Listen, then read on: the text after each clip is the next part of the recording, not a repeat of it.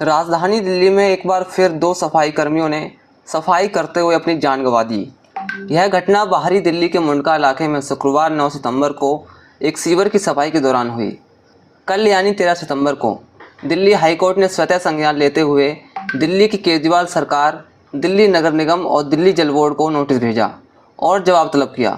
साथ ही परिजनों और कार्यकर्ताओं ने इस पूरी घटना को लेकर भी गंभीर सवाल उठाए।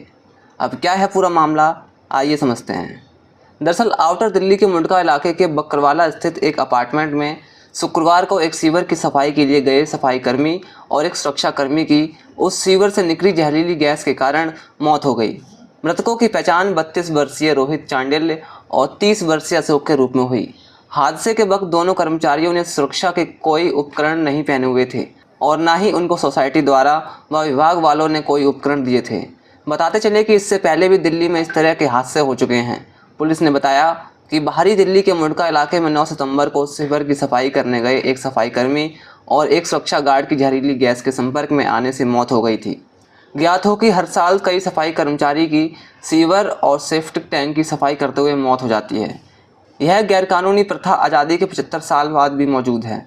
भारत सरकार एक ओर जहां चांद पर जाने के लिए अपनी पीठ थपथपाती है, वहीं दूसरी ओर देश में मशीनीकरण की कमी के चलते सफाई कर्मचारियों की सीवरों में लगातार मौतें होती जा रही हैं। लेकिन इस मामले में दिल्ली हाईकोर्ट ने स्वतः संज्ञान लिया है। दिल्ली हाईकोर्ट द्वारा शहर में एक सीवर की सफाई के दौरान 2 लोगों की मौत के मामले का संज्ञान लिया। मुख्य न्यायाधीश सतीश चंद्र शर्मा और न्यायमूर्ति सुब्रमण्य प्रसाद की पीठ ने 11 सितंबर को प्रकाशित एक समाचार रिपोर्ट के आधार पर घटना का स्वतः संज्ञान लेते हुए एक जनहित याचिका दर्ज करने का निर्देश दिया था और मामले में दिल्ली नगर निगम, दिल्ली सरकार और दिल्ली जल बोर्ड को नोटिस जारी किया। कोर्ट ने वरिष्ठ अधिवक्ता राजशेखर राव को सहायता के लिए न्याय मित्र यानी अदालत का मित्र नियुक्त किया था। इस मामले में दिल्ली सरकार ने एलजी पर गंभीर सवाल खड़े किए। कोर्ट द्वारा मामले का संज्ञान लेने के बाद आम आदमी पार्टी ने उपराज्यपाल वीके सक्सेना पर निशाना साधते हुए कहा कि उनके अधीन आने वाला दिल्ली विकास प्राधिकरण इस दुखद घटना के लिए जिम्मेदार है।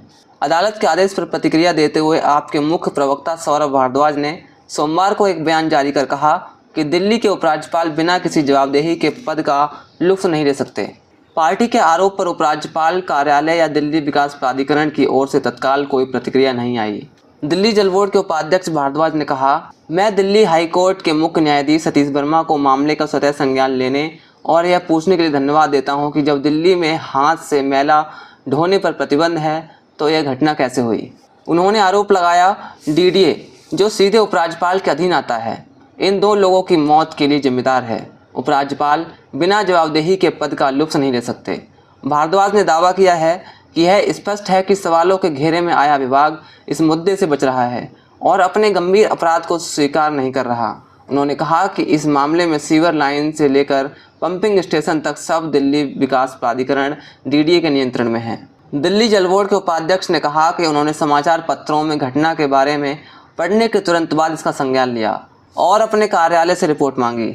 उन्होंने सक्सेना पर निशाना साधते हुए कहा, हमने उपराज्यपाल कार्यालय के उचित कदम उठाने और उनके जिम्मेदारी स्वीकार करने का इंतजार किया, लेकिन भारतीय जनता पार्टी के नेताओं की टालमटोल के बीच उन्होंने जो चुप्पी बनाई रखी है वह शर्मनाक है। आप नेता ने आरोप लगाया कि इस मामले में उपराज्यपाल कार्यालय ने उच्च न्यायालय को गुमराह करने की भरपूर कोशिश की। उन्होंने कहा, केंद्र सरकार के वकील ने अदालत में यह नहीं बताया कि डीडीए की गलती है। इसके बजाय अदालत ने दिल्ली सरकार, एमसीडी यानी दिल्ली नगर निगम और दिल्ली जल बोर्ड को नोटिस जारी किया। भारद्वाज ने कहा कि दिल्ली सरकार के वकील निश्चित रूप से अदालत को एक संपूर्ण रिपोर्ट सौंपेंगे, लेकिन उपराज्यपाल को यह समझना चाहिए कि सत्ता हमेशा जवाबदेही के साथ आती है। उपराज्यपाल जवाबदेही से इस तरह भाग नहीं सकते। उन्होंने सवाल किया, उपराज्यपाल ने पीड़ितों के परिवार से मुलाकात क्यों नहीं की? क्या उन्होंने खेद जताया या शोक व्यक्त किया? उपराज्यपाल ने ऐसी घटना को दोबारा नहीं होने के लिए डीडीए में किए गए सुधारात्मक उपायों की रूपरेखा क्यों नहीं बनाई? आप नेता ने कहा, यह प्रणाली बिना किसी जवाबदेही के एक भ्रष्ट मुखिया के साथ काम नहीं कर सकती है। सीवर की सफाई के दौरान जान गंवाने वाले सफाई कर्मी के रिश्तेदारों ने सवाल उठाया कि किसने उन्हें मेनहोल में नीचे जाने की अनुमति दी। उन्होंने पीड़ित परिवार के लिए न्याय की मांग की। घटना के अगले दिन शनिवार को पत्रकारों से बात करते हुए सतीश कुमार ने कहा कि चांडिल्य उनकी छोटी बहन का पति था। कुमार ने कहा कि वह उस स्थान पर गए जहां शुक्रवार को 2 लोगों की मौत हुई थी और पाया कि उनमें से एक उनका बहनोई था। उन्होंने कहा कि दोनों शवों को अग्निशमन कर्मियों की मदद से बाहर निकालना पड़ा क्योंकि कॉलोनी के निवासियों द्वारा उन्हें निकालने का प्रयास विफल हो गया था। कुमार ने आगे कहा कि चांडिल चंदन कुमार मिश्रा के तहत सफाई कर्मी के रूप में काम करता था। हम पूछना चाहते हैं कि वह सीवर के अंदर क्यों गया और किसने उससे ऐसा करने या सीवर में जाने की अनुमति दी। हमें नहीं पता कि वह कितनी देर तक मेन होल के अंदर था। कुमार ने कहा कि चांडिल परिवार में अकेला कमाने वाला था और वह अपने पीछे पत्नी और 2 साल का एक बेटा छोड़ गया है। उन्होंने कहा वह किराए के मकान में रहता था। अब उसके परिवार वालों का क्या होगा? उसके परिवार को न्याय मिलना चाहिए।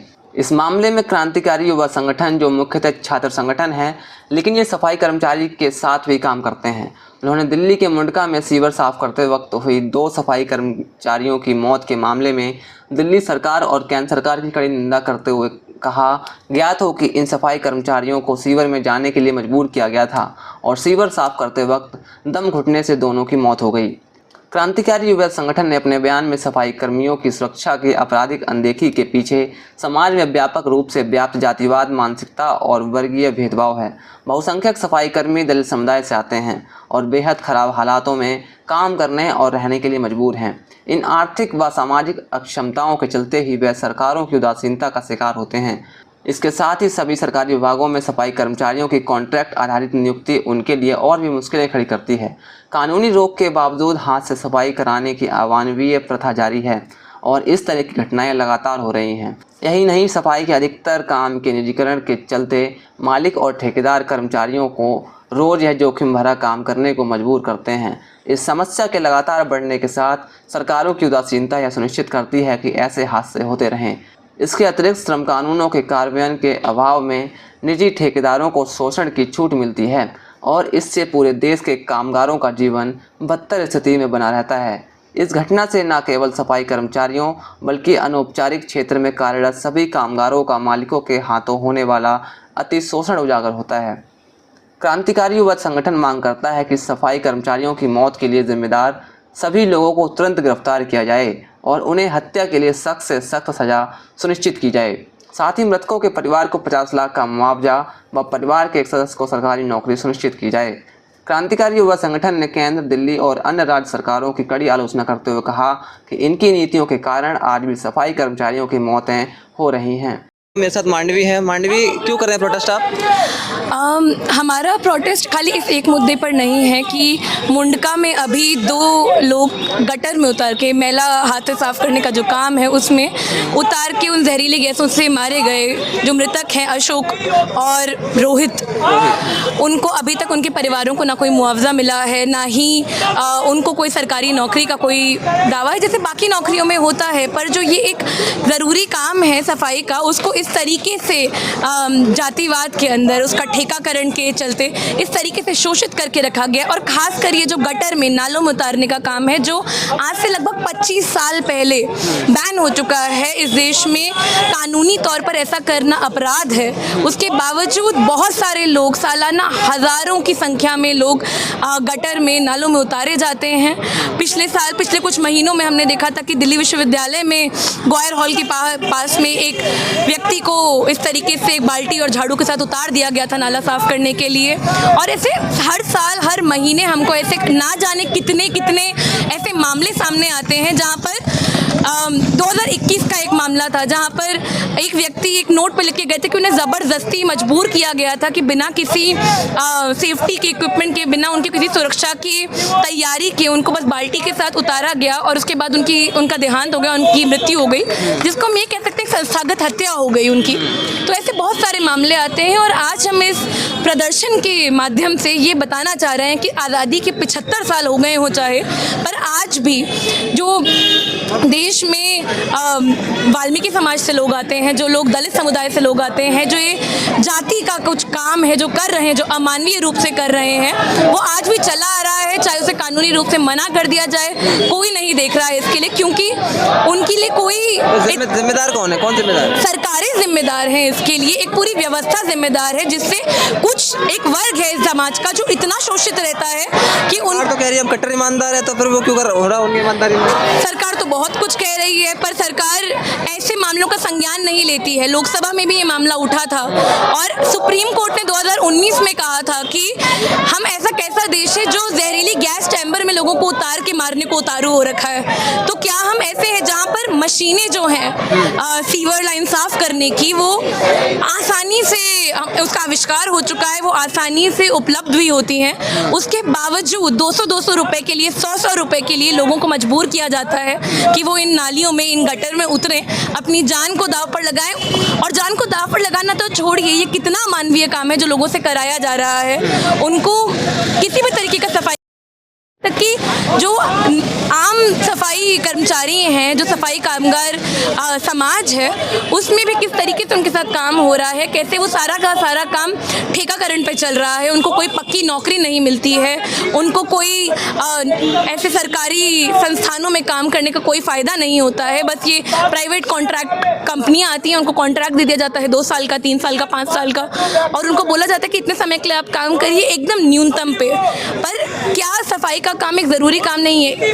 एसेंशियल एक्ट्स में माना जाता है कि अगर सफाई नहीं होगी तो हमारे आसपास एकदम गंदगी फैल जाएगी, बीमारियां पनपेंगी। ये सब इनको दिखता है, पर इनको सफाई कामगारों को, वाल्मीकि समाज के लोगों को, दलित समाज के लोगों को आम आदमी पार्टी तो आरोप लगा रही है कि एलजी हमारा गुनहगार है इसका। तो आम आदमी पार्टी, दिल्ली देश की राजधानी है, हमको ये भी समझने की ज़रूरत है कि देश की राजधानी में अभी मुंडका में हुआ है ये मामला। तो ये चाहे अपना कितना भी हाथ धोएं, बोले एलजी ने करा, बीजेपी ने करा या आम आदमी पार्टी ने करा, पर कोई भी इस बात से मुकर नहीं सकती कि उनकी सरकार के तहत ये सब हो रहा है और वो इस बात का बिल्कुल संज्ञान नहीं ले रहे हैं। यहाँ तक कि अक्सर ऐसा होता है कि ऐसे जो मामले हैं जो सीवर में गिर के, जो नालों में गिर के मतलब उतर के जो मौत हो रही है लोगों की, उनको ये एक दुर्घटना बता के या किसी तरीके का एक्सीडेंट बता के उसको नज़रअंदाज कर देते हैं। यहाँ तक कि हमारी सरकार के पास कोई पक्के आंकड़े भी नहीं हैं। 2014 का एनसीआरबी का आखिरी आंकड़ा था कि कितने लोग नालों में, मैनहोल में गिर के मरे, पर उसमें भी बताया नहीं जा सकता कि कितने लोग सफाई कर्मचारी थे जिनको नालों में उतारा गया था। क्योंकि हम लोग इस बात को क्योंकि मान चुके हैं कि ये गैर कानूनी है, तो शायद इसका कोई आंकड़ा रखना उन्हें ज़रूरी ही नहीं समझा है कि क्या ये गैर कानूनी अपराध कहीं हो रहा है। तो ये उसका कोई आंकड़ा नहीं है। अलग अलग जगहों पे कुछ सर्वे से ऐसे आंकड़े पता चलते हैं कि 1000-2000 लोग आसानी से साल भर में। तो आप ऐसा कह रहे हैं जातिवाद का मामला लग रहा है आपको ये?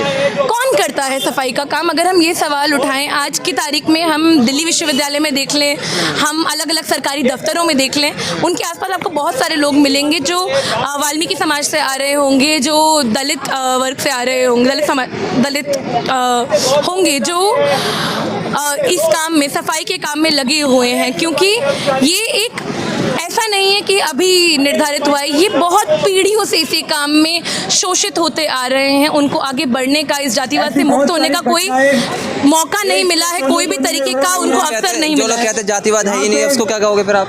जातिवाद है ही नहीं, उन लोगों को पहले तो अपनी आंखें खोलनी चाहिए और अपनी जाति के बाहर जाके देखना चाहिए कि क्या हो रहा है। जो ये सरकारी दफ्तरों के को अपना